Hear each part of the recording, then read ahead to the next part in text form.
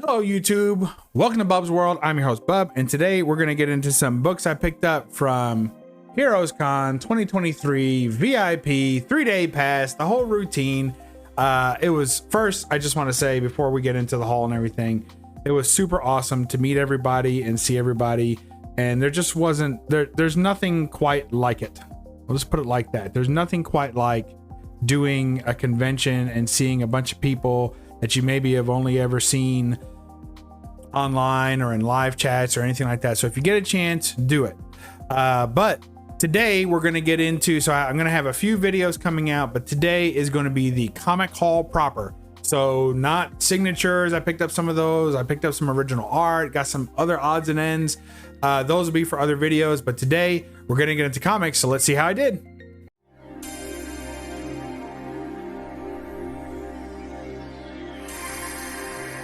You're watching Bub's Comics, Bub. All right, so first off, I just want to say it was awesome meeting everybody. I'm not even going to list everybody I met. There's tons of people, and some people that I never thought I would meet, and some surprise guests. So it was just fantastic. You can see some photos I took on Instagram. That's only like a third of the pictures, because I realized a lot of the times I was taking pictures with other people's phones, so I don't even have a copy of it. So I wish I did. A lot of people I met, and it was just freaking awesome. And big shout out to DJ Links for putting on screening for us one night of the Flash. That was awesome. Big shout out to Rob's Fat Stacks. He put together kind of a meet and greet with everybody. So, you know, organizing those things and having those things ready for us, it was super cool and really appreciated. So big shout out to those two and everybody that met me. And big shout out to there were just some people in the hotel that recognized me from my videos. So a big shout out to everybody who did that. That was really cool. And those were some of my favorite interactions, were just not even with other YouTubers, but with people that are just kind of, you know, watchers, you know, watching content, and they're just as much part of the community as the YouTubers are. So very cool. So without further ado, let's make me small and get to the haul. Yo! There it went. Oh, that was perfect. That was beautiful. What more can you ask for? All right. So first up, we got Heroes Convention. Here's the exclusive book that they come with. Is basically just a program. So, but you can see it's got some Adam Hughes work on there, so I'm always digging that. So very cool. Heroes Con 2023, the con book. Also picked up this 0.5 pin from CGC Signature Series, so I thought that was cool. Their little booth actually was pretty well done. So picked up, I was hoping for anything 2.5 or lower. I know that if you got like a 10, a 9.9, or a 9.8, then you got like to pick out a slab or whatever. But I was wanting a 0.5. Really, 0.5 is what I wanted. So, but I would have taken 1, a 1.5, or 2, or a 2.0, because those, or a 2.5. Those tend to be the grades that I collect. So very cool. A low grade collector here. Oh boy, there was one book I was after at this con, and I found it. And I found 2 copies of it. And the first one I found, I made a deal on, and I got. And the second copy was double the price, so I'm glad I picked up the first one. Here we have Flash Gordon #2, and we have finished our Flash Gordon run from Harvey Comics. This is the Golden Age run, of course, or Atomic Age if you prefer. Got some great guys in berets on the attack. There's a girl in the sand hanging out on the rock there. You got tanks of fire.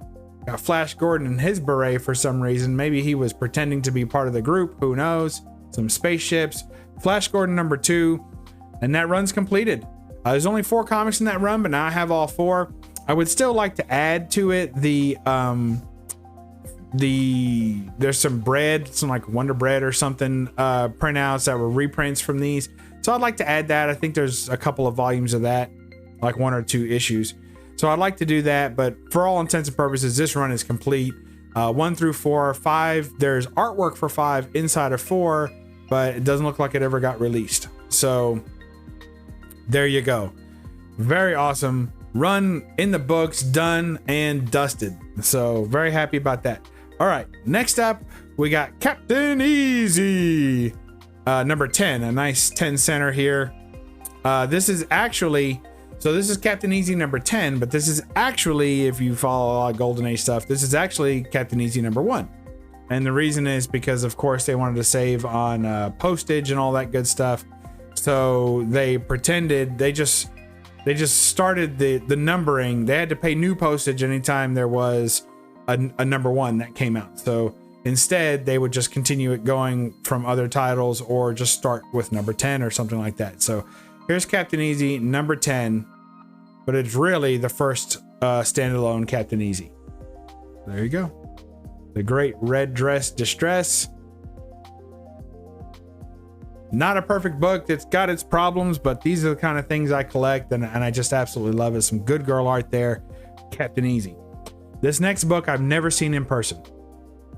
I've been after it for a little while. I wouldn't say forever, but I've been after it for a while, and I have to give a shout out, I think, to Comic Mag Musings, who maybe first showed this in a sci-fi cover when he was doing those, you know, top 100 or so sci-fi covers. And I believe he showed this and made me aware of it. So I put it on my list, and years later, never could find it, and couldn't find it anywhere really. And then there it was. Strange Worlds number 19. Shout out to Rob Fat Stacks. He also picked up the same book at the convention. So we were comparing our books a little bit. So very cool. Strange Worlds number 19. This book has it all. You got the glass dome helmets. Check that out. Girl in red. Can't beat that. And check out these robots getting blasted. Got laser eyes from the robots. And they're just getting dusted, man. Isn't that awesome? Double fisted with the ray guns. It's just super cool. Spaceship in the back. Strange Worlds 19. This is my 3rd issue in the run. Oh man, I gotta tell you, if I had the whole run, I believe I'd be pretty happy with that. But I'm already happy with this. Avon Publishing. This is good stuff. Check that out. Look at that robot getting his head twisted back from the ray gun to the face. Yeah, buddy. Oh, that's so good. So good. This is one of those books. I didn't expect to see that. I found it in a bin, no less. So I had really good luck. What I did was, first I do my head hunting like everybody does, I think. You kind of look and see about wall books. So I would walk around, and anyone that had a wall book that had Golden Age, I looked through the Golden Age stuff that they had, especially sci-fi. It was my specialty. But then also if they had any Golden Age. And then I looked through the boxes of that booth, that if they were labeled Golden Age or wall book run over or something like that, then I would look through that box. And that's where I found this. And most of the books I picked up were not off the wall. They were in either runoff boxes from the wall, or they were in boxes labeled Golden Age. So, you know, that's awesome. So I was super pleased with that. This next book, I gotta tell you, this is one I didn't think I would own, and not because it's unattainable, but just because people want a lot of money for this book, and I didn't think I'd ever be willing to pay that. So I found an affordable copy. I can't believe it. It was priced at about 1/3 at what the going rate is for even one in this condition. And I still worked them down a little bit. You know, old Bubsy's got to work them deals, you know. But here you have Doll Man number 37 with the first appearance of Doll Girl. Now, why does this book have it all? If I got to tell you, I don't even know why you're watching this channel if I got to tell you why this book excites me. It's got the cool skull cover. It's a Doll Man issue. It's got a Torchy feature on the inside. Torchy Todd, one of my favorite Golden Age female strips. So you got that. And then you also have a first appearance on the cover, which is always great. And then in bondage, you got first appearance on the cover, in bondage, and a skull head looking thing. I mean, that is, look at that. How about that for our first appearance? That's too good. That's too good. Tied up, Torpedo's a bear, nice little booties. The atomic heat unit. I mean, that thing's probably running on a 9-volt battery. She's tiny. It's so cool. So Doll Man, first appearance of Doll Girl. It's actually a Golden Age key. And you see a lot of people picking up Golden Age like covers, you know, like classic covers and stuff like that. But there's really not that many Golden Age like key books, right? They're going to be first appearance of characters, and a lot of times the prices are just astronomical. But a nice little sidekick type character, a partner type character, and first appearance on cover and bondage, in red. Come on, I mean, really, come on, really. I can't believe I just can't believe. I'm still shocked that I even found this book.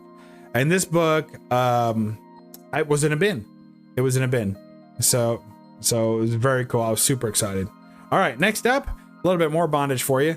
We got Jungle Comics number 78. The nice date stamp on the thigh. I gotta say, I like my date stamps on the thighs. I like anytime they put a date stamp in a thoughtful place. But my favorite place is on the thigh. Look at that. Nice classic bondage cover.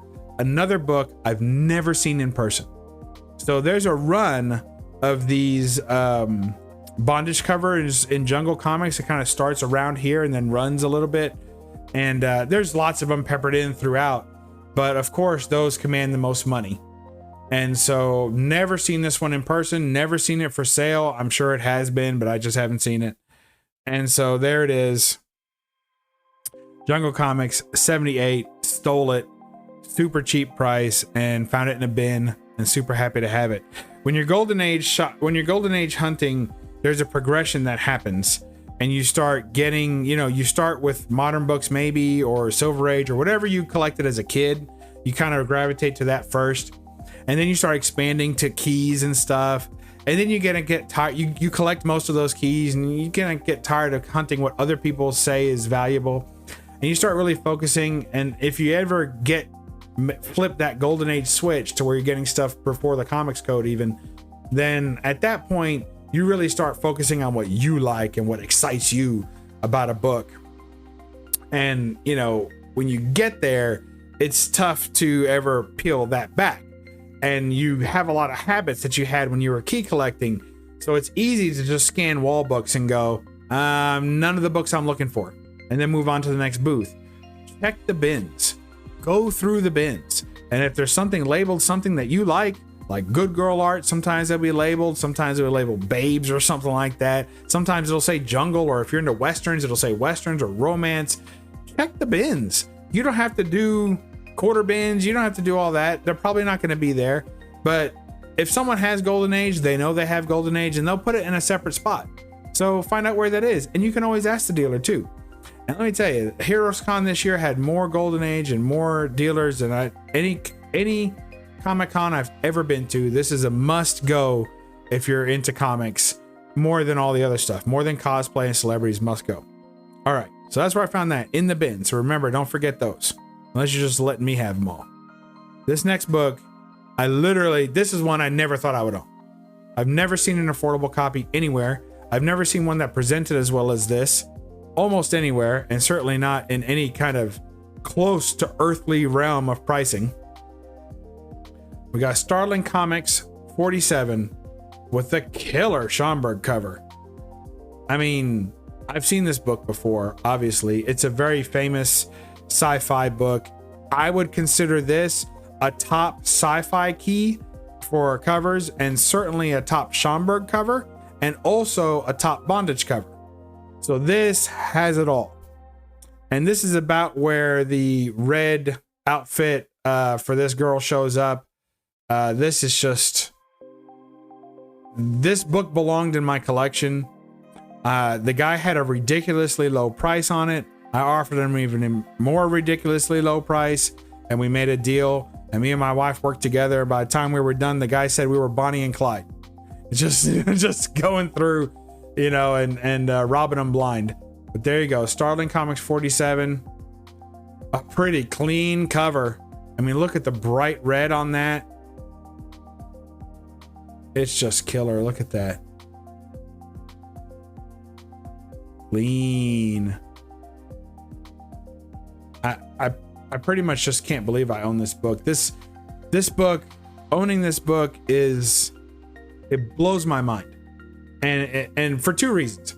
One is, or for the main reason is that obviously it's an expensive book, but also because when I went to the convention with a certain budget, in my mind, I was like, I don't want to go over that budget very much. And in my mind, I was going to buy like 1 or 2 books that were big books because I brought cash. I'm ready to go. You know, I can nickel and dime my way into a collection all the time. I buy them online. I buy them in person at different places. But when you go to a big convention and I feel like there were going to be books of this caliber there, then I wanted to be prepared to pay what you have to pay to own one of these books. So I was ready to do that. And if I had seen this book, even in this condition, for, we'll say 6 or 7 times what I ended up paying for it, I would have bought it. So I would have tried to work a better deal, but I would have bought it. So if I had seen this book before I had spent a bunch of money too, I would have bought it. This book happened to show up at a time where I still had enough to afford it. And I just can't believe it all just worked out to where there it is. I mean, there it is. It's so awesome. I'm so honored to own this book. I feel like it legitimizes in a lot of ways. I have other books that I feel this way about too, but this is the newest one, right? So I'm in love. So it legitimizes my collection as, you know, if you said, okay, what's he into? Well, he likes bondage covers. Okay, well, there's modern examples of that too. There's lots of that. He likes sci-fi. Okay, there's lots of sci-fi. He likes Golden Age. Oh, okay. And who are some of his favorite artists in the Golden Age? Oh, well, Schomburg, of course. Okay. Does he have a Starling 47? Because it sounds like the book that should be in his collection if he likes all that stuff. And so that, to me, if someone wrote like my comic obituary, you know, of all the things I was into and all the, you know, stuff that I did in my life, in my comic life, you know, then this book would help to show that there was some actual collection behind all those desires and all those things that I like. There was actually some winning books in there that showed that I was dedicated to collecting the best that I could find in those genres. So there you go. All right. Next up, we got Wally Wood showing up. This is his first cover on this, on Weird Science. I don't think it's his first cover ever, but I do believe it's his first cover in this title. It starts his run on Weird Science. So it's Weird Science number 9, a very, very rough book, but I didn't pay very much at all for it. And any Wally Wood cover that's more or less complete is welcome in my collection. So there you go. Weird Science number 9. Some Wally Wood slobber work there. You guys know how he does the slobber monsters. Look at that. Ugh. He's so good at the gross. And then the US Air Force jet fighters protecting what looks like New York City. Just fantastic stuff. Great subject matter. The whole thing's awesome. It's like they showed up and they're getting attacked and defended by the US Air Force. Very cool. Kahanga, as we say here in Bub's World. Maurice Whitman. I've never seen this book for sale. And I couldn't get over it. Look how beautiful she is.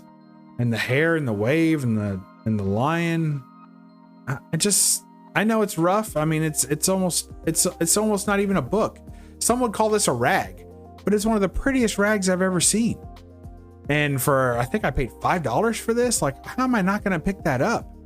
It's one, and again, I don't think I've ever seen this cover. So yeah, I'm going to buy that. $5. Heck yeah, man. Are you kidding me? Be lucky I don't come back and give you another 5 just for turning me on to it. Here's another one. So Cowgirl Romance is a pretty short run. Fiction House again. Pretty short run, but you got an awesome date stamp on the leg where I prefer. And it's a butt cover, you know? And there's not too many of them. And actually, Cowgirl Romances has like 2 or 3 really, really good Maurice Whitman, you know, butt covers. So if you're a butt guy, there you go. Or girl, whatever. Look at all the steers. Don't steer me wrong. Nobody loves a gunman. Look at that. That's too cool. Yeah, it's got a big old piece missing, but it's not missing anything. I've seen the rest of the cover. It's not missing nothing. There's the real focus right there. And this book, again, goes for hundreds of dollars. And I paid 10. Like, I'm gonna buy that for $10. I don't. I consider that a rescue. I rescued that book for $10. All right, you guys ready for some more keys? Ooh boy! Here's the first book I bought at the con. Vampire Tales #2, starring Satana. First appearance of Satana, not Zatanna. We're not in DC, we're in Marvel here, folks. Pay attention. The Devil's Daughter here. Satana, first appearance. I needed this book because I'm trying to collect all the first appearances of the Legion of Monsters. So, of all the different versions of the Legions of Monsters too, which there's only been a few variations. So I wanted to have this book. Satana is a member of the Legion of Monsters. And Vampire Tales. Now, I've almost bought this book several times and I hadn't because the prices, they were maybe not, they weren't ridiculous, but they were probably $30, $40 more than I wanted to spend. So when I found an affordable copy, got to work a deal, and I think the cover presents very well. And for these mags, I don't have real high standards. I just want them to still be on staples or glue or whatever however they're supposed to be attached. I want them to still be attached. So that's about it. And I want the cover to be complete. And that's what we got. So not a high grade copy of the book, but a well presenting copy. And that's it. We got that second to last. There's only one monster I'm missing after purchasing this one, and that's the first appearance of Man-Thing in magazine form. You know, I have his comic form, but the true first appearance is in the magazine. And so the first appearance was Savage Tales 1 or whatever. I think that's what it is. There it is. Hey! All right, so one of the last books I picked up, Savage Tales #1. Unbelievable. I worked an amazing deal on this one. I mean, I got this for a third of what it sells for. And this is another one. I just never thought, first of all, I mean, come on, really? Who's not digging this?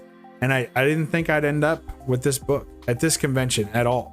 But when I picked this book up first, I was like, I wonder. So I started looking a little heavier to see if I could finish this set. And when I saw this book for the price, I'd already seen it 3 times and passed because the price was too high. And I saw this book and then had him take it out and we looked through it. We did negotiating. I got it for about half of what the price was originally requested. And there it is. And it's even better shape than the Vampire Tales. Savage Tales #1, first appearance of the Man-Thing, and of course a killer cover with Conan. I mean, what more are you looking for on this out of this book? Iconic cover, replicated several times. Look at this. The coming of the Man-Thing. And that's where we finish. We finish at the coming of the Man-Thing.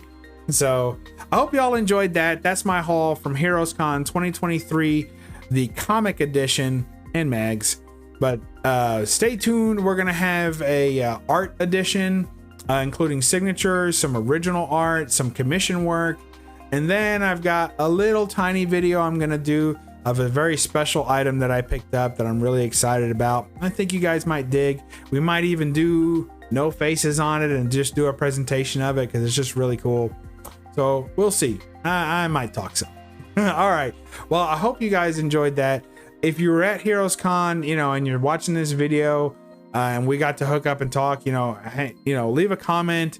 I really had a good time seeing everybody and mixing in a lot of different types of groups of YouTubers, because, if you talk to anyone who is newer to YouTube, meaning like in the last 2 or 3 years, then they'll say things like, oh, this person's the OG or this person's the GOAT or whatever. And they have a lot of camaraderie with themselves and with each other. And then there's some older classes behind that. And there's a class behind that. I think there's at least 3 generations, if you will, of comic YouTubers, if not more. So it's kind of cool to see those groups intermingle and see, of course, the younger bucks are always the bigger groups because, they're born into YouTube generation, and some of us older guys, it really is nice to watch those guys get together and just kind of sit there and observe and be part of it too.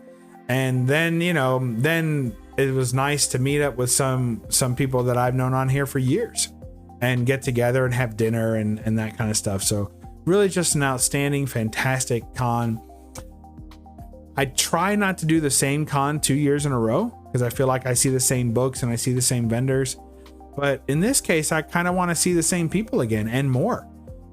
When word gets out about this con, and it's already gotten out, I think this year was the year that Heroes Con put itself on the map. It was already on the map for collecting comic books, and you know, all of us who have been doing this for long enough already know that Heroes Con and Baltimore Con are one of the main cons for comics.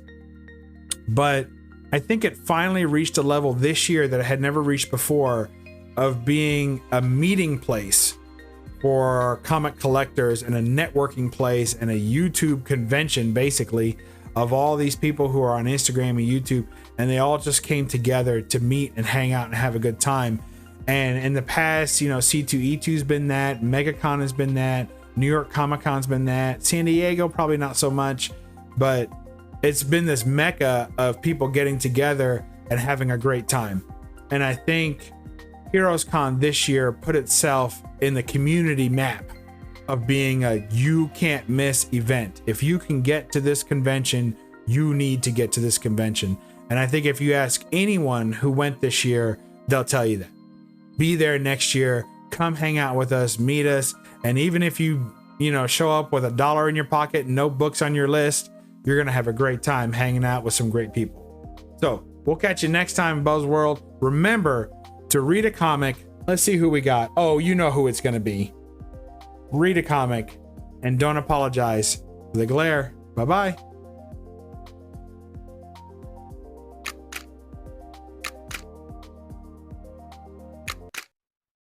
Now subscribe, you egg-sucking pieces of gutter trash. Now.